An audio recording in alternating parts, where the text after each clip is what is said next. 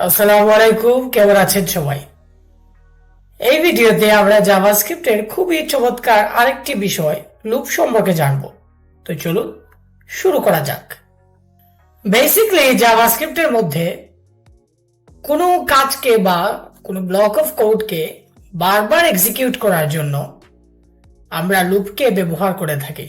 So জাভাস্ক্রিপ্টের মধ্যে loop লেখার অনেকগুলো পদ্ধতি রয়েছে। একে একে আমরা সবগুলো দেখার চেষ্টা করব। সো প্রথমে আমরা দেখে নিই ফর লুপ। তো প্রথমে আমরা ফর দিব, এরপর একটি ব্র্যাকেট দিব, এরপরে এখানে একটি ভেরিয়েবল ডিক্লেয়ার করব। For example I. এখানে আমরা চাইলে যে কোনো নামি ভেরিয়েবল ডিক্লেয়ার করতে পারি। সো আই লেখাটা হচ্ছে একটি কমন প্র্যাকটিস। তারপর এখানে আমরা ইনিশিয়াল ভ্যালু দিলাম 1। তারপরে আমরা একটি কন্ডিশন লিখে দিব। ফর এক্সাম্পল আমরা দিলাম আই ভেরিয়েবল যদি 10 এর সমান অথবা এর থেকে ছোট হয়। সো এই কন্ডিশনটি যতক্ষণ না ফলস হচ্ছে ততক্ষণ আমাদের এই লুপটি ঘুরতে থাকবে। তারপরে আমরা আই দিয়ে দিব প্লাস প্লাস। যতবার এই লুপটি ঘুরবে ততবার আই ভেরিয়েবলের ভ্যালু 1 করে ইনক্রিমেন্ট হবে। এরপর আমরা একটি কার্লি ব্রেসেস দিব, দিয়ে এর ভেতরে যাই লিখবো সেটাই বারবার লুপ ঘুরার সাথে সাথে এক্সিকিউট হতে থাকবে। ফর এক্সাম্পল আমরা এখানে জাস্ট আই ভেরিয়েবলের ভ্যালু দেখার চেষ্টা করি। এরপর যদি সিম্পলি আমরা আমাদের কোডটি রান করি তাহলে দেখতে পাচ্ছি যে খুবই চমৎকার ভাবে আমাদের লুপটি ঘুরে 1 থেকে 10 পর্যন্ত প্রিন্ট হয়ে গেল। আমরা যদি এখানে 1 এর বদলে 5 দিই, তারপর যদি কোড রান করি তাহলে দেখতে পাচ্ছি 5 থেকে এখন আমাদের লুপ ঘুরা শুরু হয়েছে।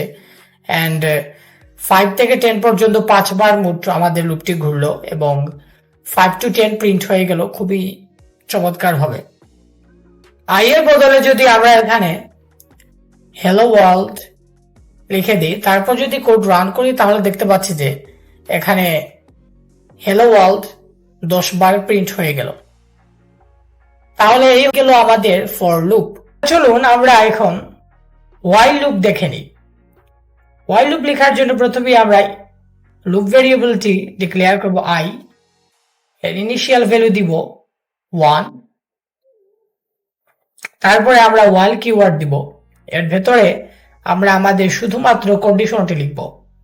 ফর এক্সাম্পল আমরা দিলাম আই যদি 5 এর ছোট অথবা সমান হয়, তাহলে সিম্পলি আমরা কনসোল লক করব এই আই ভেরিয়েবলটিকে। তারপরে একদম নিচের লাইনে আমরা আই প্লাস প্লাস লিখে দিব, অর্থাৎ এই লুপটি যতবার ঘুরবে ততবার এই আই ভেরিয়েবলের ভ্যালু এক এক করে ইনক্রিমেন্ট হবে। এরপর যদি আমরা আমাদের কোডটি সিম্পলি রান দিই তাহলে দেখতে পাচ্ছি যে এখানে আমাদের হোয়াইল লুপটি খুবই চমৎকার ভাবে 1 থেকে 5 পর্যন্ত প্রিন্ট করে দিল। এখন আমরা যদি এখানে 1 এর পরিবর্তে 6 লিখে দিই, এরপর যদি আমাদের কোড রান দিই তাহলে দেখতে পাচ্ছি যে এখানে কোনো কিছুই প্রিন্ট হলো না, বিকজ এই আই এর ভ্যালু এখন 5 থেকে বড়। এর জন্য এই কন্ডিশনটি ট্রু হয়নি, তার জন্যই আমাদের লুপটি কাজ করে নাই। সো এই লুপটি ঘোরার জন্য শর্ত হচ্ছে এখানে কন্ডিশনটি ট্রু হতে হবে। সো এখানে যদি আমরা 6 এর বদলে 2 লিখে দিই, তারপর যদি কোড রান করি তাহলে দেখতে পাচ্ছি যে আবার আমাদের লুপটি ঘুরে এখানে 2 থেকে 5 পর্যন্ত প্রিন্ট হয়ে গেল। এখন আমরা ওয়াইলের লুপের মতোই আরেকটি সিমিলার টাইপের লুপ ডু ওয়াইল লুপ সম্পর্কে জানবো। সো চলুন আমরা এই লুপটিকে ডু ওয়াইল লুপ দিয়ে করে ফেলি। বেসিক্যালি আমরা এখানে প্রথমে এটাকে কমেন্ট করে দিলাম, এটাকে ধরুন আমরা 1 বানিয়ে ফেললাম।